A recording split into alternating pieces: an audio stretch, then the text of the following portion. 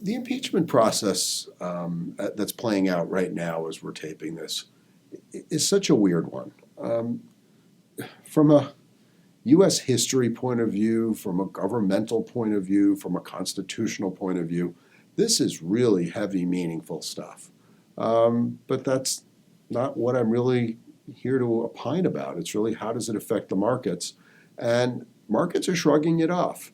Um, it's kind of interesting. I do know some people sort of have switched off market coverage to look at the impeachment um, trials that are going on in the Senate.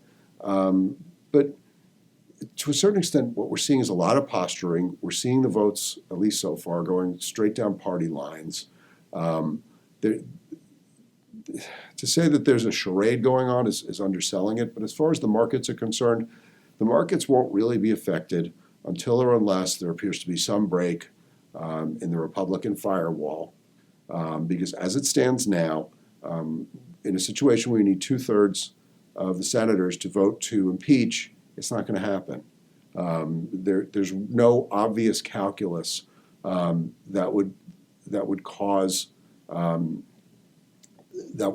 so many of the Republican senators who, to this point, have been voting straight down party lines on most of the major votes, that enough of them would break ranks to cause a two-thirds majority to vote to impeach. So this will be a very interesting episode in American history, fascinating to watch.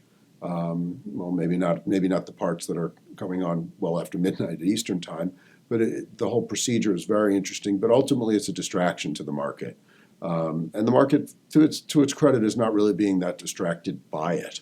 Um, we'll have to see how some of this plays out in the longer term, as far as electoral politics and things of that nature. And I don't have a clear enough view right now. And it's not clear to me that anyone has a crystal clear view of how this is going to affect an election in November. Again, everybody seems so dug in. It's hard to say what moves the needle.